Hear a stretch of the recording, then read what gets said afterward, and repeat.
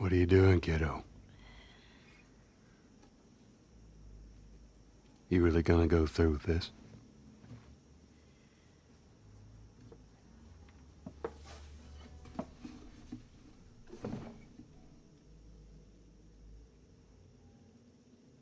I'm gonna find, and I'm gonna kill every last one of them.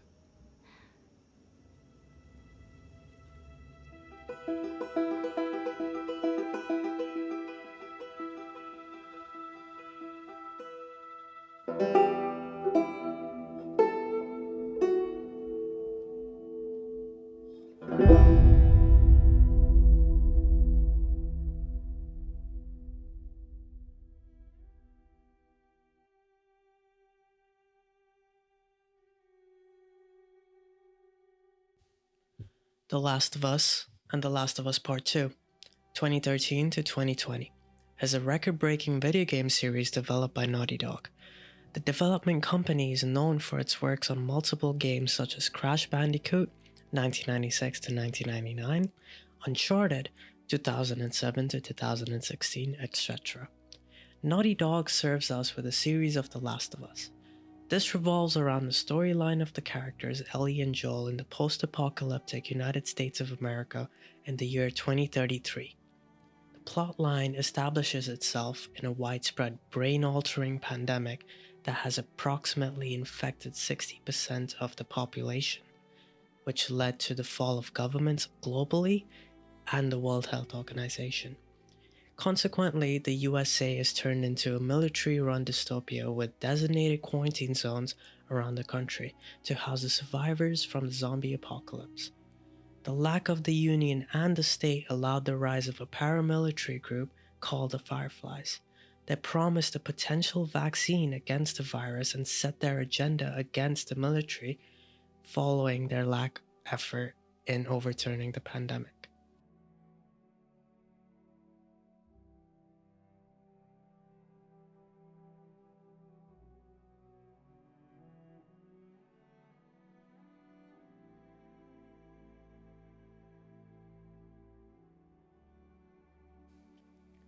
Ellie as a character is voiced, mocapped, and performed by Ellie Johnson, whom you may know as the girl who played the waitress in the famous deleted scene from The Avengers. Ellie was initially going to be the daughter of Joel, who was performed by Troy Baker. However, it ended up being scrapped in the early developments of the game. Neil Druckmann, the co-president of Naughty Dog, justified why the relationship was discarded because it wouldn't have anywhere to go. This allowed Ellie to have her storyline expanded and give the player and Joel an identical and building relationship with Ellie. Ashley Johnson performs young 14-year-old Ellie as a character who is too mature for her age, given the circumstances of her surroundings and her being born mid-pandemic. Her character is rash, foul-mouthed, impulsive, and temperamental, and is unfazed by the notion of using violence as a means to end, or profanity as a way of express how she feels. Though she is sort of personified as a character who is just like every stereotypical teenager and under an unofficial guardianship of Joel, while in conversation with a side character, she states, How is it that you're never scared? Who says that I'm not? What are you scared of? Let's see. Scorpions are pretty creepy. Being by myself. I'm scared of ending up alone.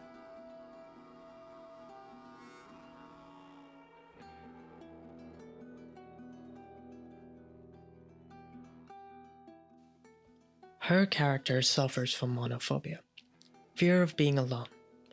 This phobia has a ripple effect throughout the entirety of the remaining narrative. The Last of Us itself has caused a ripple effect through the video game industry with its prodigious cinematic storytelling and characterization. This form is known as interactive cinematography or mise en jeu. The linear storytelling and lack of player options in The Last of Us are obvious. Many video game companies try to make the player feel like their choices make a difference, and it has forever been one of the core foundations of modern game design. They accomplish this by providing the player choice to gameplay. The Last of Us takes on this trend, where you can choose what weapons you make, how frequently you scavenge your surroundings, and whether you battle aggressively or passively. However, a deviation of the linear story is unfeasible. What makes this game theatrical? Usually, games are designed to allow the player to customize their character's appearance to match the player or to match whoever they want, because that character is meant to portray the player's identity and characteristics or whoever the player wants them to portray. However, characters in The Last of Us are their people, and the games are designed to be a window for their emotions and thoughts through which you can peek. It gives a sense of space, stage, and an audience, and keeping the connection between the player and characters tangible.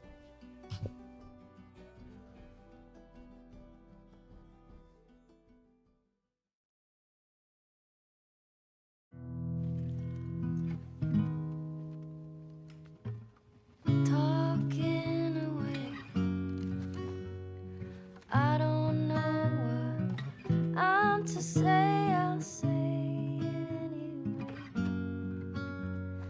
Today's another day to find you shying away.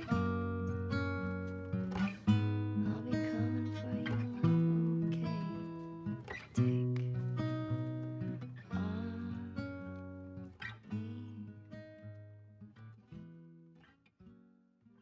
The making of the first game has been one of the most challenging processes for Naughty Dog. The building of a new IP with new characters, a new environment, a new storyline, and art took Naughty Dog to its extreme. One thing that Neil Druckmann managed to do is completely deviate from the cultural and social stereotypes regarding gender. The element of having empowered female and emotional male characters deviates from that sort of toxic game design agenda of having sexualized female characters with a love interest of a strong male character. This allowed setting the storyline for Ellie and her development throughout the two games.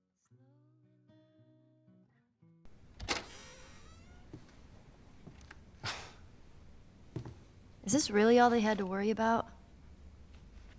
Boys, movies, deciding which shirt goes with which skirt. It's bizarre. Get up. We're leaving. Come on. And if I say no? Do you even realize what your life means? Huh? Running off like that, putting yourself at risk? It's pretty goddamn stupid. Well, I guess we're both disappointed with each other then. What do you want from me? Admit that you wanted to get rid of me the whole time.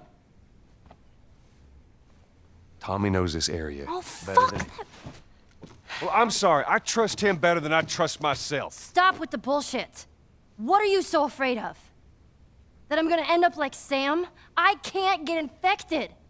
I can take care of myself. How many close calls have we had? Well, we seem to be doing all right so far. And now you'll be doing even better with Tommy. I'm not her, you know. What? Maria told me about Sarah. Ellie? And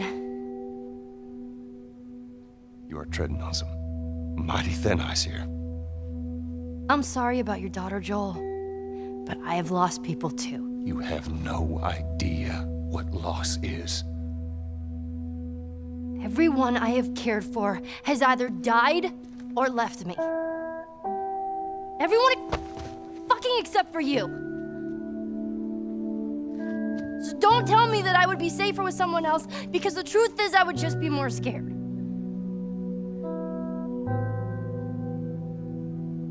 You're right. You're not my daughter. And I sure as hell ain't your dad.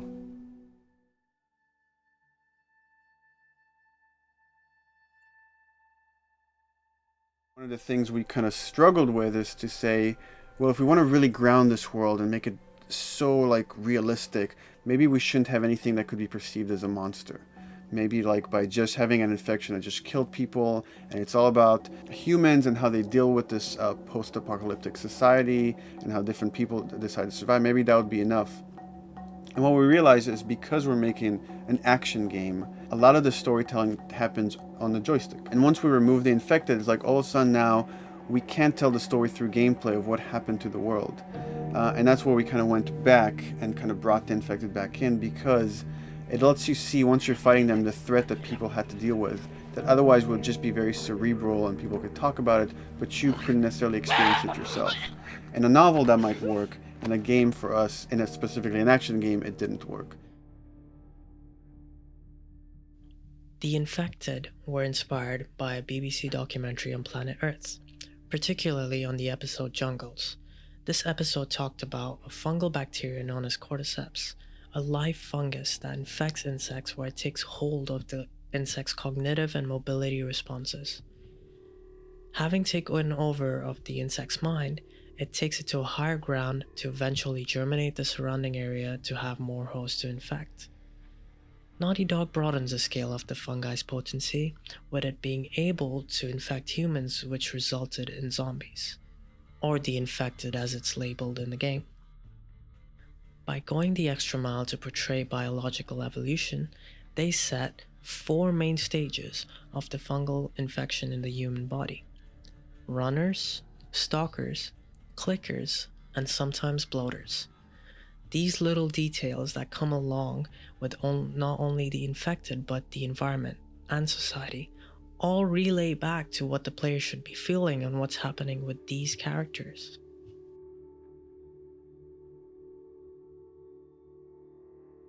With the first part being released in 2013 and the second part being released in 2020, the technology has improved widely in the game design industry. With the second part of the game being heavily character-driven surrounding Ellie and other new characters, better graphics and gameplay, and the characters themselves are new, fresh, and bold, you feel like you are playing a Naughty Dog game, with that sense of realism and that sense of feeling between the characters and the player.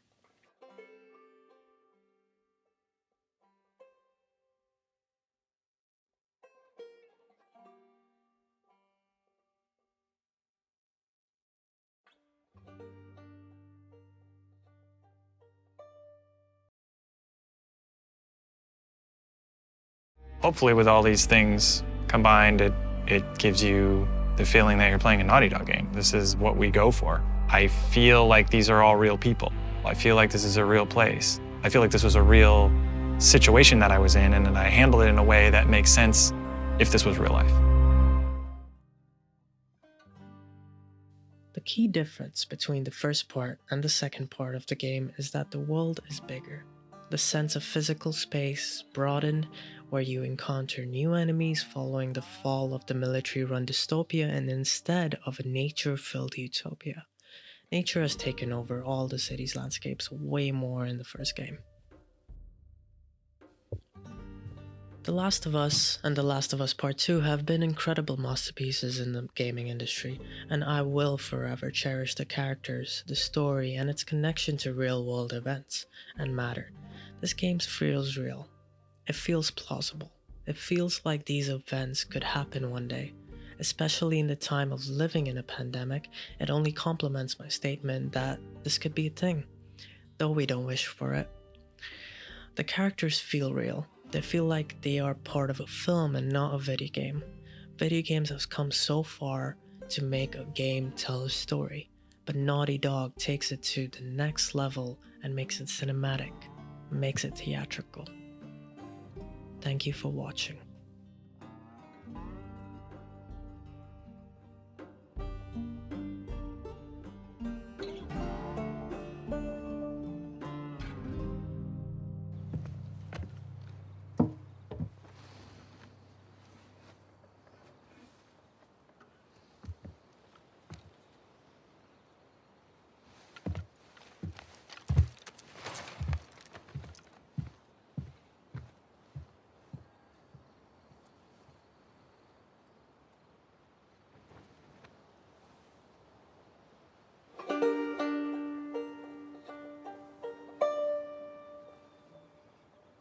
you.